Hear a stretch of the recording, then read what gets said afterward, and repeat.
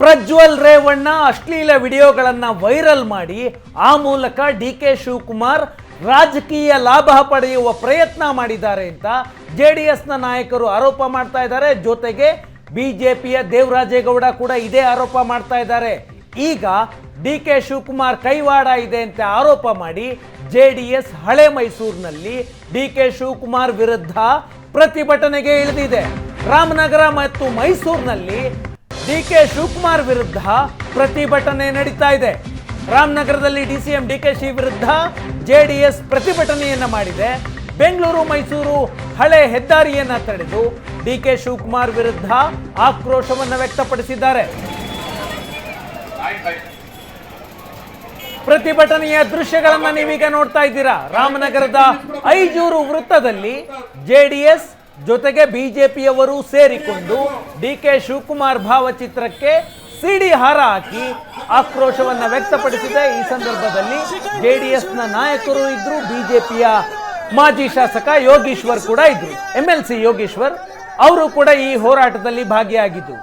ಇನ್ನು ಮೈಸೂರಿನಲ್ಲೂ ಕೂಡ ಪ್ರತಿಭಟನೆ ನಡೆದಿದೆ ಡಿ.ಕೆ. ಶಿವಕುಮಾರ್ ಅವರ ವಿರುದ್ಧ. ಮೈಸೂರಿನಲ್ಲಿ ಜೆಡಿಎಸ್ನ ಕಾರ್ಯಕರ್ತರು ಡಿ.ಕೆ. ಶಿವಕುಮಾರ್ ವಿರುದ್ಧ ಧಿಕ್ಕಾರ ಕೂಗಿದ್ರು. ಸರ್ಕಾರದ ವಿರುದ್ಧ ಧಿಕ್ಕಾರ ಕೂಗಿ ಜೆಡಿಎಸ್ ಆಕ್ರೋಶವನ್ನ ವ್ಯಕ್ತಪಡಿಸಿತು. ಪ್ರಜ್ವಲ್ ವಿಡಿಯೋ ಹರಿಬಿಟ್ಟವರ ವಿರುದ್ಧ ಜೆಡಿಎಸ್ ಪ್ರತಿಭಟನೆಯ ಹಾದಿ ಹಿಡಿದಿದೆ. ಪೆನ್ ಡ್ರೈವ್ ಹಂಚಿದ ನಾಯಕರನ್ನ ಬಂಧಿಸಬೇಕು ಅಂತ ಆಗ್ರಹಿಸ್ತಾ ಇದ್ದಾರೆ ಜೆಡಿಎಸ್ನ ನಾಯಕರು. ಜಿ.ಟಿ. ದೇವೇಗೌಡ ಮತ್ತು ಸಾರಾ ಮಹೇಶ್ ಕೂಡ ಈ ಹೋರಾಟದಲ್ಲಿ ಭಾಗಿಯಾಗಿದ್ರು, ಮಾತನಾಡಿದ್ದಾರೆ, ಕೇಳಿ.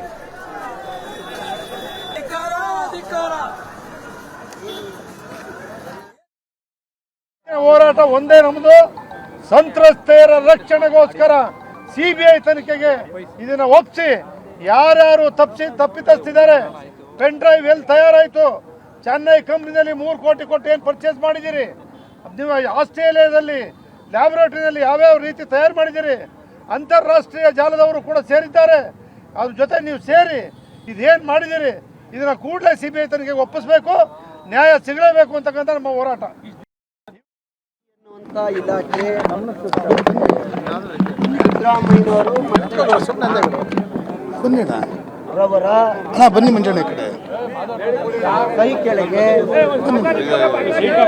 ಕೆಲವು ಅಧಿಕಾರಿಗಳು ಆಗಿರೋದು ತಪ್ಪು, ಕಾನೂನು ಅಡಿನಲ್ಲಿ ಕೆಲಸ ಮಾಡ್ತಾ ಇಲ್ಲ. ಅವರ ಮಾರ್ಗದರ್ಶನದಲ್ಲಿ ಅವ್ರು ಹೇಳಿದಂತೆ ಕೆಲಸ ಮಾಡ್ತಾ ಇದ್ದಾರೆ. ನಮ್ಮ ಹೋರಾಟ ತಪ್ಪು ಯಾರು ಮಾಡಿದ್ದಾರೆ ಅದರಲ್ಲಿ ಪ್ರಶ್ನೆನೇ ಇಲ್ಲ, ಅವ್ರ ಮೇಲೆ ಕ್ರಮ ತಗೊಳ್ಳಿ. ಆದರೆ ಇದು ಸಂಚಿನಿಂದ ನಮ್ಮ ಪ್ರಾದೇಶಿಕ ಪಕ್ಷವನ್ನ ಮುಗಿಸುವಂತ ಕೆಲಸವನ್ನ ಪೊಲೀಸ್ ಕೆಲವು ಅಧಿಕಾರಿಗಳ ಮೂಲಕ ಕಾಂಗ್ರೆಸ್ನ ಕೆಲವು ಮಂತ್ರಿಗಳು, ಉಪಮುಖ್ಯಮಂತ್ರಿ, ಮುಖ್ಯಮಂತ್ರಿ ನಿರ್ದೇಶನವನ್ನ ಕೊಡ್ತಾ ಇದ್ದಾರೆ ಎನ್ನುವಂತ ಇಲಾಖೆ. ಪೆನ್ ಡ್ರೈವ್ ಕೇಸ್ನಲ್ಲಿ ಮಂಡ್ಯದ ಶಿವರಾಮೇಗೌಡ ಕೈವಾಡ ಇದೆ ಅನ್ನೋ ಆರೋಪ ಇತ್ತು. ಡಿ.ಕೆ. ಶಿವಕುಮಾರ್ ಮತ್ತು ದೇವರಾಜೇಗೌಡರ ಮಧ್ಯಸ್ಥಿಕೆ ವಹಿಸಿ ಮಾತನಾಡಿದ್ರು. ಅದರ ಆಡಿಯೋಗಳು ವೈರಲ್ ಆಗಿದ್ವು. ಈಗ ಜೆಡಿಎಸ್ನ ನಾಯಕರು ಶಿವರಾಮೇಗೌಡ ಮನೆಗೆ ಮುತ್ತಿಗೆಯನ್ನ ಹಾಕಿದ್ದಾರೆ.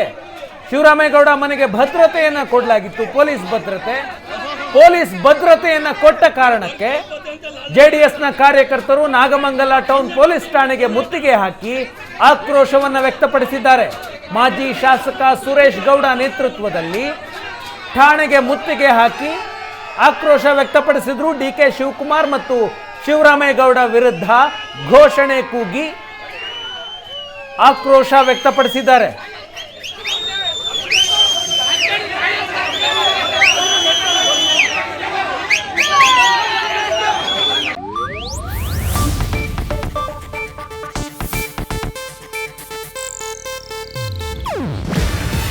ಇದು ಏಷ್ಯಾನೆಟ್ ನ್ಯೂಸ್ ನೆಟ್ವರ್ಕ್ ಪ್ರಸ್ತುತಿ. ನೀವು ನೋಡ್ತಿದ್ದೀರಾ ಏಷ್ಯಾನೆಟ್ ಸುವರ್ಣ ನ್ಯೂಸ್.